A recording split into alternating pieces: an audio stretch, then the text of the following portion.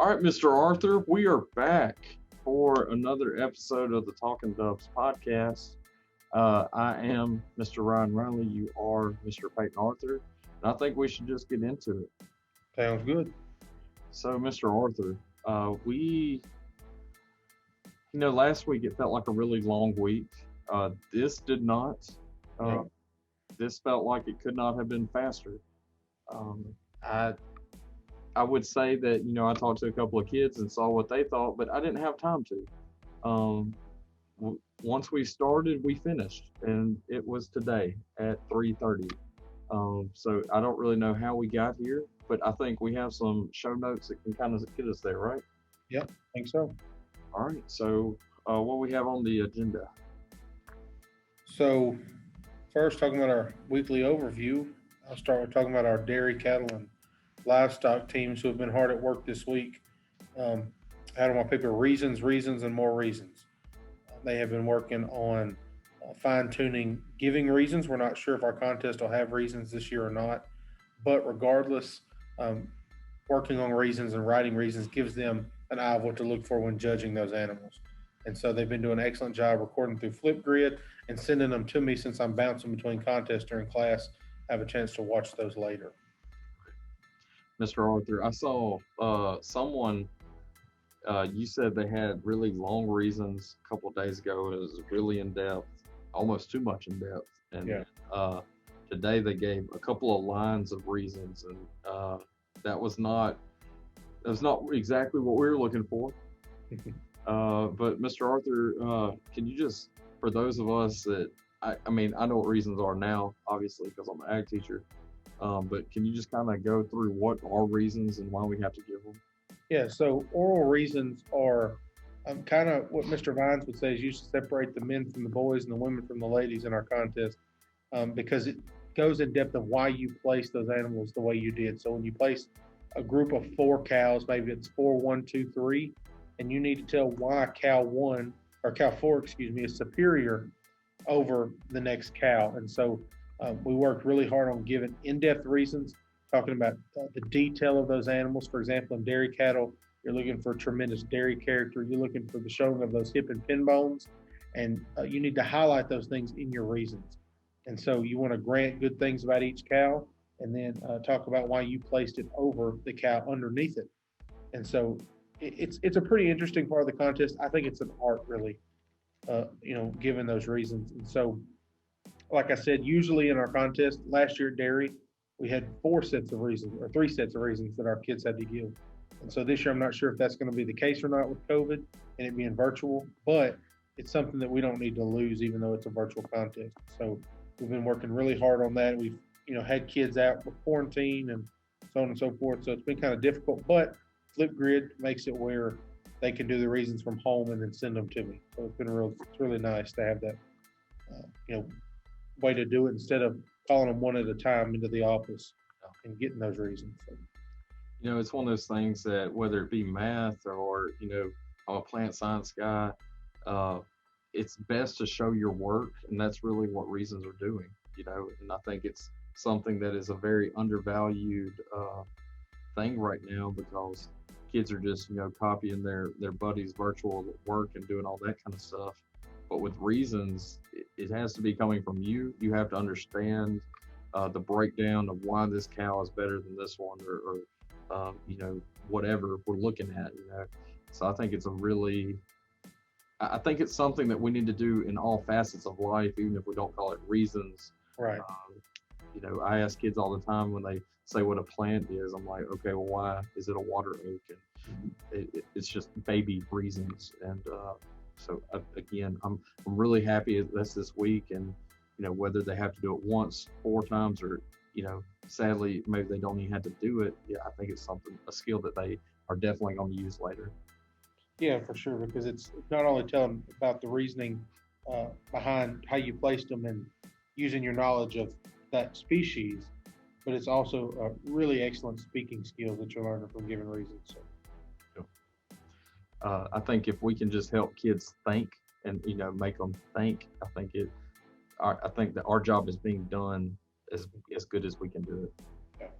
So, uh, do we want to flip back and forth, Mr. Arthur? Yeah, we can. Okay. So we right now in the ag department we're teaching one class that's not labeled ag, and that is my horticulture class. Something that they had asked me last week. When are we going to get to plant stuff? And thankfully, me and you had to go spend some money at Home Depot and buy some horticultural supplies over the weekend, and because weekends are nothing to an ag teacher, right, Mr. Arthur? That's right. What is a weekend? So basically, we bought just supplies to just get us off the ground with just being able to see what it takes to plant. And so we talked about soil media. We talked about just basic prep that you need if we're planting in a bark media like what we were going to be using. And so before lunch, we prepped our bed, we prepped the area with water and got it all right. And then after lunch, we came back and we planted tomatoes and bell peppers. So those are trying to stay nice, toasty, 72, 75 in the ag department. It's not quite what you want, but I think it'll be good enough to get it started anyway. And I don't know what next week's going to look like, Mr. Arthur, because it's going to be cold. Yeah.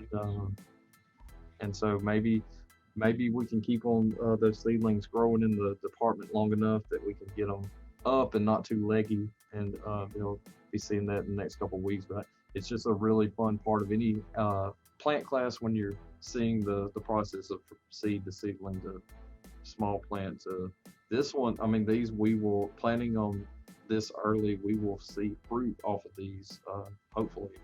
Yeah. And that'll be great in our raised beds outside the straw. Awesome. That's right. I'm gonna let you do two at a time since I don't have quite as many as you do.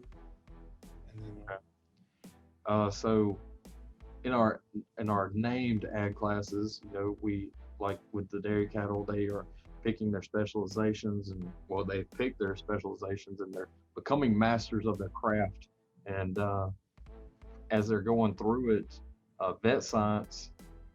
This week was a review week.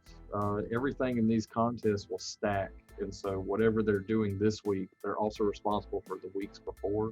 And so with that one, I wanted to start on like dog breeds because there's too many dog breeds, way too many dog breeds. If you are breeding dogs to create new dog breeds, please stop. Please stop. We don't need Chihuahuas. That just is not a thing that we need. And Mr. Arthur, do you disagree? no, I'm with you 100%. Okay. So whatever. I'll get off the dog breeds, but anyway, we started with dog breeds and such in the previous weeks, and so this week was kind of a review week. So we took those things that we had learned for vet science specifically, and we added our livestock breeds. And for a lot of those kids, they're in Ag 1, so we just finished the animal science unit. They've learned dairy cattle and beef cattle and sheep and goats, and we've done all that in class. And so I saved that for last so they can have a week of getting better at those additional breeds and just kind of reviewing the livestock breeds as a whole. So that really takes us into next week where we're going to get off of breeds and go into equipment, learn all those things that they're used for. And again, they're going to be responsible for breeds as we go and that general knowledge as we go. But I think equipment is a really fun part. But then my favorite part is parasites, and I save that for last because they'll get to really experience what being a vet is like as they see some of those issues and how we treat them. Yeah, so that's awesome. vet science. I've enjoyed getting to pull some breeds off the computer and learn a little bit. Yeah. I'm certainly not a vet. I don't know all of the dog breeds, and when I was looking at pulling them, I think we have 59 on the contest, but you go on the American Kennel Club website, there's like 300 and some odd breeds. I mean, it's crazy. So, and I want to thank you for all that help that you've given me on finding those pictures. well, I've enjoyed doing it. I think it's interesting to learn more about things I don't know about as an ag teacher. So, we talk about livestock a lot, not always small animals. So. Right. Well, next I think we have poultry. Poultry had probably the most hands-on of the contest of the week. We started off um, talking about parts of the chicken, when we cut it up, and what is the paw, what is the breast, what is a boneless, skinless breast, and all that good stuff. And they have to be able to identify. I don't remember how many parts it is, Mr. Riley, but it's quite a few, 20ish or so. I don't know, Yeah, parts of a chicken. so, somewhere between 20 and 30. I can't Yep. remember. And we kind of ended the hands-on with them actually getting to grade some carcasses. And so if you walk through the ag department between third and fifth block, you saw a bunch of hanging birds in the shop, and we were able to show them, the difference between an a C bird, what makes it an A, B, or C bird, and they were able to judge a class and then rank that class and place it. So it was a really interesting experience for them. Unfortunately, our contest again is going to be virtual like everything else, so they're going to be relying heavily on pictures, but they were able to see it in person at least once. So, Mr. Arthur, I have a question for you. mhm. Can you give us your best impression of a freshman that was having to look at those carcasses? Okay. Ew! I'm gonna pass out. Pass out. My favorite was the side. Yeah, I don't want to look at it. Yeah, just had to give that side. I think you just had to give it that profile, and like you Yeah, could only absorb it through the profile. yeah. Mr. And I'll tell you, Mr. Riley, it's not fun to have to clean that up after we do it. I get it, Yeah. but there's nothing really gross about it, other than the fact that it does have a smell. But Well, Mr. Arthur, a couple of things. One, it doesn't smell any worse than any other raw food no, it doesn't. product. It You does know, not. there's vegetables that smell awful. Okay, so I don't want anybody to be coming at us about how bad fresh meat smells because it was fresh. Okay, it's Right. not like it was. And then two, Mr. Arthur, you said something about cleaning up. Who cleaned that up, Mr. Arthur? It was these two guys. Mhm. Okay, so we didn't make you cut it. We didn't make you hang it. We didn't make you clean it. We just needed your presence for a couple of minutes. You know what I'm saying? So I The mean, worst part about it for me is I've been around chickens my whole life. I raised chickens when I was younger. It's just the smell on your hands afterwards. yeah, Especially because we were cutting them up and right. stuff. My poor pocket knife here is never going to be the same. But Never be the same. it really is something I think that you'll use for the rest of your life. Because who doesn't eat chicken?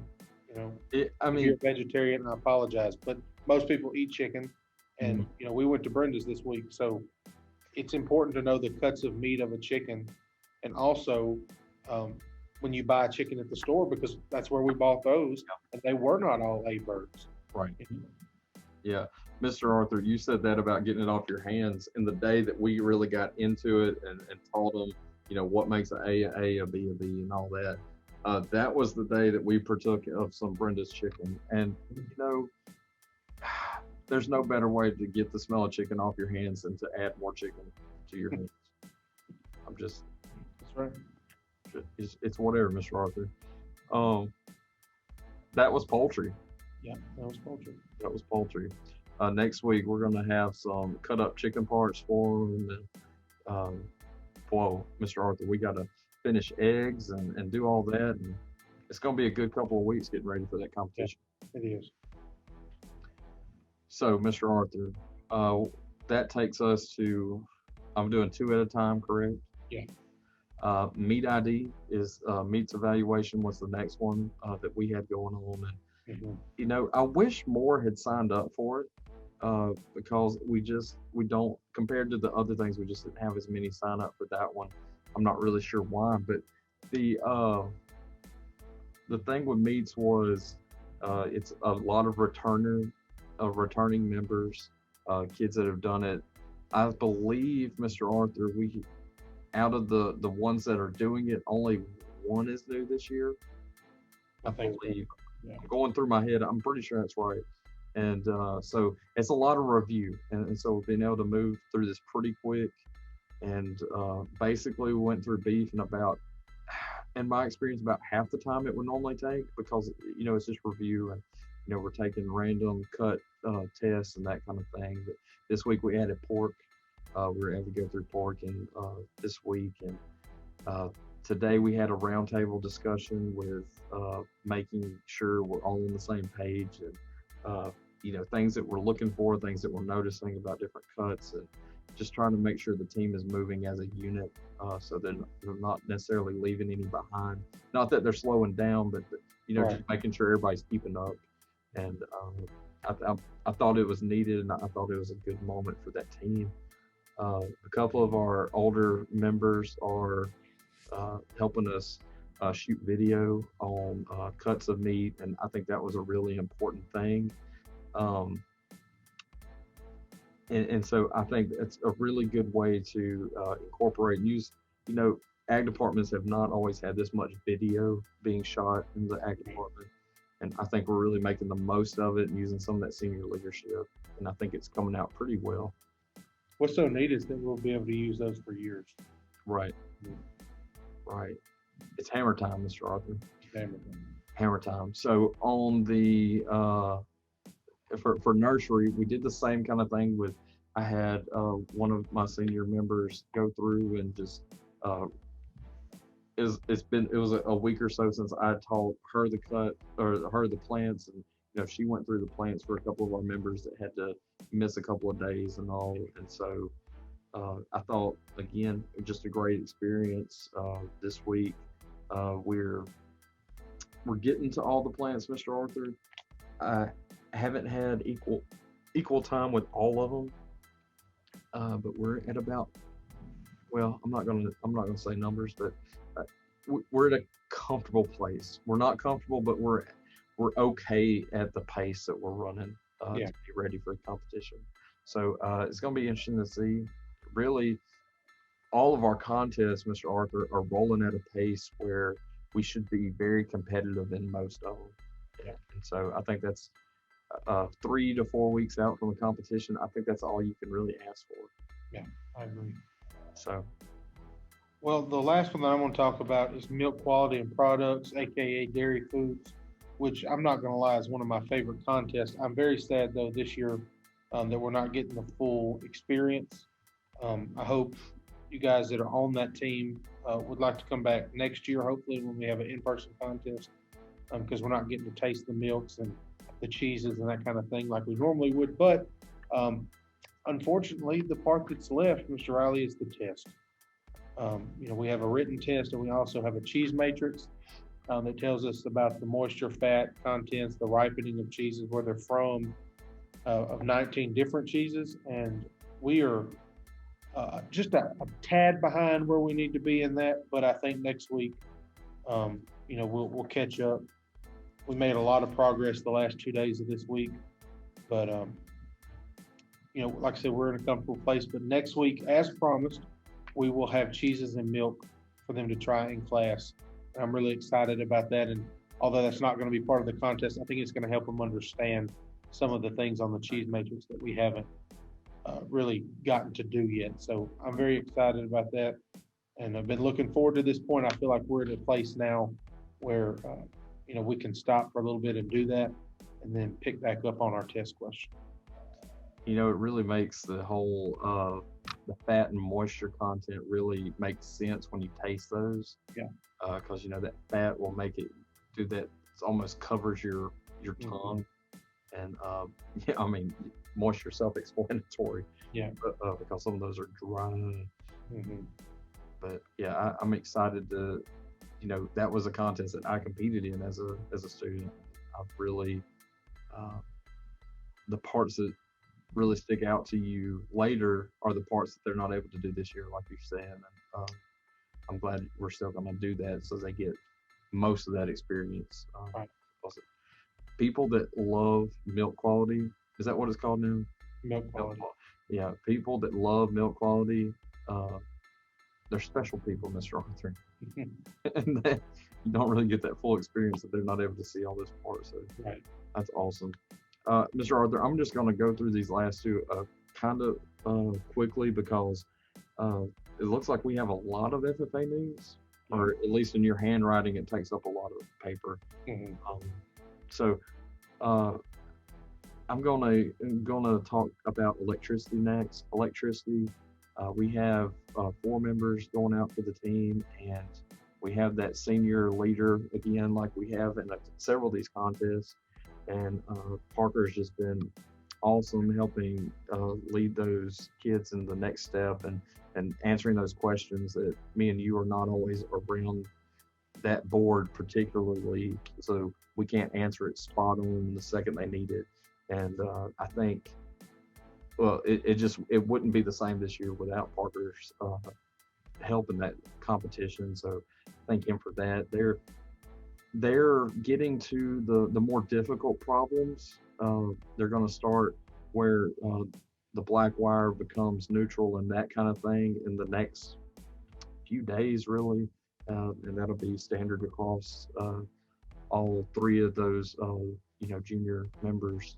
And that's electricity. It's a lot of hands-on stuff. It's a great competition for anybody that likes how things work and sees really just like working with their hands and seeing that end product where you get to see the light come on is really special. But then forestry, Mr. Arthur, we've talked about this a couple of times on here where we added that to our spring agenda because it's a few weeks after our normal spring contest. And so we just had to really find time to do it. And we thought, what better way than to add it here? And Mr. Arthur, we had a freshman that has really taken a hold of the contest. And Jacob Bruyette has just, Mr. Arthur, it's rare that you see a freshman that picks up something and just runs with it and is just craving more information. And, I'm so happy that he has found something that he likes. And, we do this for those moments where kids find things that they like. And, is he going to be a forester? Is he going to work in the industry? I don't know. He's a freshman, but he did find something in the ag department that caught his eye, he likes, and he wants to know everything it is about it. Yeah. And for anybody, for Jacob or for anybody else in any of these competitions, find your passion and work hard for it, strive for it, be a master of it. What me and Mr. Arthur talked about for weeks is that you are going to get to a point where you're one of the only people in the room that know what you're talking about in your field. And Jacob is working on it and others are working on it. I think it's a really cool thing to see that process go. So I'm anxious to see what forestry will do in a few weeks. We do have a blue team that has something to prove coming off that top 4 finish last year at state. And the future is bright, Mr. Arthur. Yeah, sure is. Sure is. And that's why we do the ag specialization, is for moments like that. And so kids can find something that, they're really passionate about and maybe find a career in. We have another student, Madison Green, who wants to be a vet, and so she's on the vet science team as well as our livestock team. But, that's why she's training so hard for those 2 contests. So, and there's several more. That was just one that came to mind. We've had several. I'm so glad we added vet science, Mr. Arthur, because several of our freshmen are saying things like, this is why I wanted to take ag. Like this is, I want to be a vet later, and I want to do this kind of things. And I'm just, FFA is so special because it gives moments like that, So that's awesome, Mr. Arthur. That really is our week. We didn't really have standout like funny moments like last week. We didn't have the scorecards on the chest or anything like that. But I think what it proves is that these kids are getting in the heat of battle, and they're wanting to study and they're wanting to work. Right. Again, I'm telling you, I looked up and it was Thursday. Yeah, this week flew for sure. So you want to move on to FFA news? I think so, Mr. Arthur. I think so. If you wouldn't mind, I'm going to talk about the first 2 and then you catch the last 2. Because that third one I don't know anything about, so you'll have to fill us in a little bit on that. Yeah. This week we started our 2nd annual spring strawberry sale.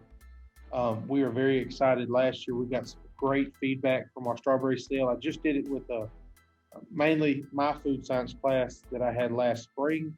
And we did excellent. The people in the community loved the berries. And so we decided we would do that fundraiser again. Um, if you did not get a form, please come see me for a form next week. I posted a flyer on Facebook. There's also some forms in the office that if your parents would like to come by and grab one, or somebody that, you go to church with, or that your family friends with, they can come by the office and grab a form. A whole flat, which is 8 containers that you'd get at Walmart, is $25, and which is a little over $3 a piece, which is a better price than you're going to get at Walmart. And a half flat, of course, is 4 of those quarts. A whole flat is $25, and a half flat is $15. So, for those of you who took us last semester and sold for us, these numbers will also go toward your total that you get for your money back at the banquet. And so, go out and sell some strawberries. And that money is due back to the Ag Department Thursday, the 25th. So you have about 20 more days left on that fundraiser. Anything else, Mr. Riley, that I missed on that? I don't think so, Mr. Arthur. It's a very easy way to help the ag department. So many people are like, "Ooh, I'll buy a flat and I'll give 2 containers to my aunt, 2 containers, spread the wealth." And everybody loves a strawberry. Again, unless you're allergic, and don't eat them, but you can help us sell them. We'll get some gloves to help carry them. It's not a big deal. That's right. The second thing and the last thing that I'm going to talk about is something that Mr. Riley and I have been working on for a little bit, and due to COVID and hurricanes, it just seemed to always find itself on the back burner, but we finally got it taken care of. And Winfield is home to Louisiana's newest alumni chapter. And so what that means specifically is we have parents that drive for us all the time. We have people in the community who are always promoting our program, and they can finally have a formal place with us in the ag department and as an alumni and supporter member. And so over the next few weeks, we're going to be getting out information about how they can join and continue to be quote unquote FFA members through the Winfield FFA chapter. And so if any of your parents have graduated through the program or they put children through the program, you don't have to be a literal alumni of the program to be part of this organization. And so we are very excited about this. And we can also now receive grants through the alumni program for our chapter to benefit us. And so very excited about that, hoping to get some adults and community members involved with our program. Right. Yeah. That was, when me and you had started this process of working together, that was a goal. That was a goal that we wanted to make sure that was off the ground in the first 3 years of working together or whatever. That one was ahead of schedule, Mr. Arthur. Yeah, it was, but I was hoping to get it off the ground a little sooner, just to have it chartered. But it is now chartered. We are official with the state of Louisiana and the National FFA organization. I got off the phone yesterday with our state executive director, and he is very excited. And so I know there's great things to come. I posted a post on Facebook that said, our tradition inspires us, but our alumni and supporters drive us. And so we are very excited that they'll be able to work in an official capacity with our students instead of just strictly volunteering. Right, because that's something people are always looking at, like, how can I help? Right. And here's how. Mr. Arthur, we're running short on recording time, I believe. I don't remember the time we started. Do you remember? No, I don't. It's getting pretty close. Yeah. So I'm going to hit these next two. Both of them are just in-class stuff, or one of them is in-class stuff. For kids taking us first block, next Thursday, we're going to take part in a workshop, a virtual workshop with a national officer, a very special national officer that represents the southern region, which we are a part of. And that one's going to be really special because that doesn't happen. This is an opportunity that would not be here without COVID. And due to that, we're going to be visited by a national officer virtually twice that day. First is for first block students. It'll be from 8 to 9. It'll be an interactive workshop. We're working with them now on how to set that up in the classroom and how we will be distributing that to our in face-to-face students. And then at 1:30, we are going to have a keynote where that same officer is going to present a talk, and then I believe we're going to ask for a Q&A session or just a chat session where that person will just talk about being an officer and things that go into that. I guess I'm really vague on the nuts and bolts, but it's going to be something to that effect. Really special opportunities that'll be next Thursday in the ag department. Then also, me and Mr. Arthur just wanted all of you to know that P-Law practice on Tuesday. It's the late week, so it will be 4:30 to 5:30 after school in the ag department, 4:30 to 5:30. So our softball students can, after softball practice, when they're feeling great and feeling, just a little misty from practice, they can come and show off what they got on the P-Law debate floor. So that'll be happening 4:30 to 5:30 on Tuesday. And then on Thursday, we will have forestry practice from 3:30 to 4:30. And that will be the last practice for a few weeks as we have winter break. And then we will be in our full spring contest mode for a couple of more weeks. So it'll be the last forestry practice, I believe, Mr. Arthur, for 4 weeks, I believe, because we have, for 4 weeks. So it's very important that they make that one on Thursday. That is all I have, Mr. Arthur, for FFA News. All right, Mr. Arthur, I just got off the phone with all of our students all at once, and they said this was running too long, and they said that they were not. They said it wasn't. They weren't even listening anymore, and since that's the case, I think this is time where we can just reflect on who our favorites are, and we'll just shun everybody else. Is that okay? Sure. Yeah, just kidding. We don't have favorites. So, and we can't shun anybody because we're legally bound to educate everybody for all forever. Right, Mr. Arthur? Absolutely. All right. So I'm done cutting up, Mr. Arthur. It's time for serious business. It's time for the quiz. All right, let's hit it. This is America's favorite game show. Mr. Arthur, do you think somebody would pick this up? Do you think somebody would pay for this? No. Are you sure, Mr. Arthur? All right. Wow. You're not even holding back. You're just crushing dreams. Well, I mean, I'll give you this. I didn't think that game shows would be any good anymore when the old guy, Regis, I couldn't think of his name, got off Who Wants to Be a Millionaire. No.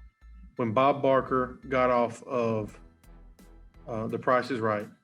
And now that Alex has left us on Jeopardy, I guess anything's game. I mean, that's 3 strikes and we're out. So it is what it is. They may pick you up. I shouldn't be so hateful. Mr. Arthur, for one, how dare you not talk about Pat Sajak? How dare you? He's still kicking. Yeah, he's still kicking, but like he still exists. You made it sound like all the good ones were leaving. No, just 3 really good ones have left. Right.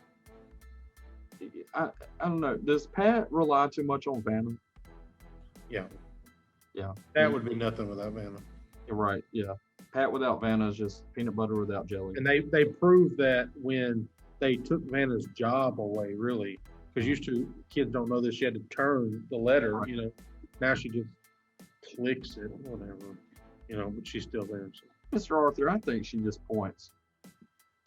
Yeah, that's what I'm saying. They click in the back, but she just touched. Yeah. Yeah. Oh wow. Yeah. I'm just that's one of those TikTok things now. Yeah. Yeah. Okay. Anyway, what's the quiz? What are we talking about? All right, Mr. Arthur. Have you ever heard? We're talking. I'm sorry. I forgot my decorum. Matchbox 20. Have you ever? No. Okay. I get excited every week thinking I'm gonna know what you're fixing to talk about, and then I never know.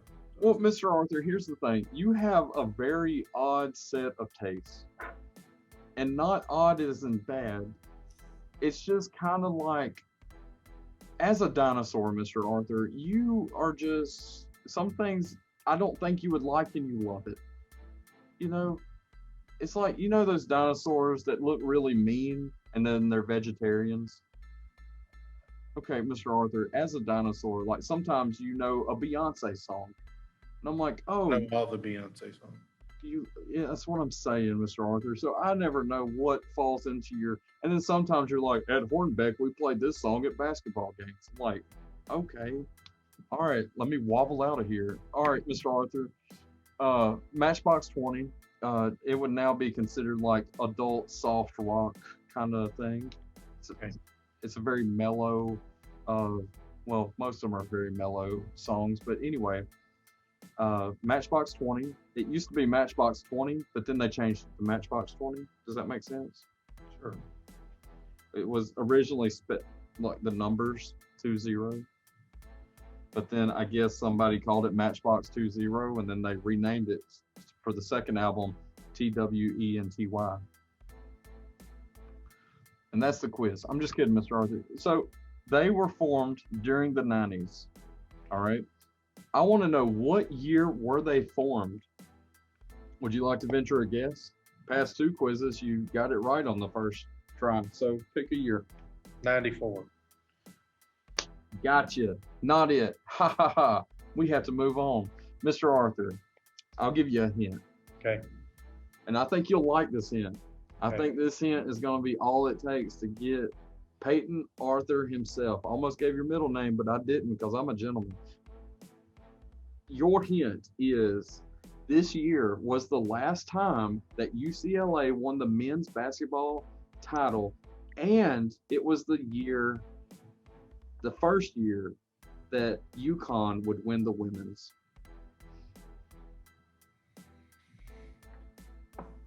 That's a good hint. It is a good hint, and I don't remember. Oh my gosh, Mr. Arthur. I wrote Because that's when UConn had that first three-peat. I don't believe so. No, was it a back-to-back? I believe this was an isolated year, Mr. Arthur. Was it? Okay. I do have it pulled up. It's an isolated year. Okay. They did make back-to-back Final Fours, but they did not win the other one.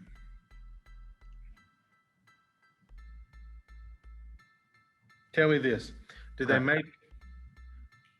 make a run later in the decade, in the 90s? No, and I will also give you this hint.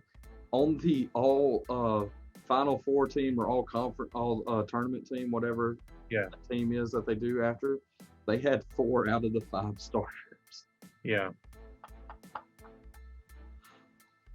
Would it help if you know who they lost to or who they beat? Maybe.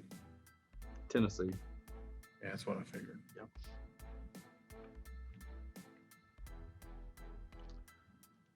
Was it 96?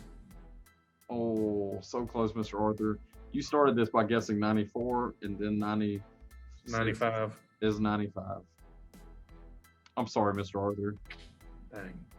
I thought about writing just a UConn specific hint for that, and I thought that was going to be right up your. Well, I definitely don't remember when the last time UCLA won was. Yeah. But Tennessee won, I believe, 3 in the 90s. Right. And so I just couldn't remember what year was what. Okay. Well, it's not a big deal. Not a big deal. Everyone's a winner on America's Favorite Game, Mr. Arthur. I mean, to be fair, you probably put it out of your brain because you were not the biggest fan of the Connecticut. I can't stand them, actually. Well, we're trying to be positive, Mr. Arthur. You're just not I the am biggest positive. fan. I didn't say anything ugly. You're positively not a fan of them, and that's fine. Not at all. All right, Mr. Arthur. Let's get into the last one. The group consists of 4 people currently. Rob Thomas is the leader. He's the lead vocals, guitar, some keyboard. 3 other guys. You don't care their name. They're great people, great guys, great band, whatever. They are all from different states, but it was formed in Rob's home state, Rob Thomas's home state. I want you to name the state. Would you like to venture a guess? 1 out of 50 chance. What's his name? Rob Thomas. Michigan. Nope. Moving on. So, your hint is this southeastern state. Its highest point is 345 feet above sea level, making it the lowest high point of any state. Florida. Would you like the second hint to lock it up for sure? Yeah. Okay. This state also has the only location where you can find both alligators and crocodiles. Florida, and that would be in the Everglades National Park. But yes, the band formed in Orlando. So I think he was born an old man because he was from Sarasota, and I think that's just like a big retirement community. So I think so. So maybe it's like a Benjamin Button situation. I'm not sure. So anyway, Mr. Arthur, that was the quiz for this week. All right. Learned something new. And some things we forgot. It's fine. There you go. It's fine, Mr. Arthur. You're just positively not a fan. It's not a big deal. Of UConn. That's right. Are they Lady Huskies, Mr. Arthur? No. Okay. The lady thing is only in the South. Oh. Nobody else does that. So they're just the Huskies? Okay. I like it. I didn't know if they were the Huskiettes. Nope. Okay. No, Pat Summitt made a big deal about that. And obviously Louisiana Tech is not the Lady Texters. I mean, they're the Lady Texters, they're not the Lady Bulldogs. Correct. So her and Kim. Sanja Hogue and that group made a big deal about making it Lady. Yeah. You know, So, all right, Mr. Arthur. Do you have any parting thoughts? This week was short. I'm glad it's over. See you next week. Mr. Arthur, again, no one's listening to this. You can say whatever you want. Any deep, dark secrets you want to let out? Deep, dark secrets. Yeah. Mm-hmm. Not really a secret, but if I could eat anything in the world right now, it would be chicken wings. So I think I'm going to make that happen. Chicken wings. Yeah. Sounds like a plan. Deuces, See you Girl later, buddy. Scouts.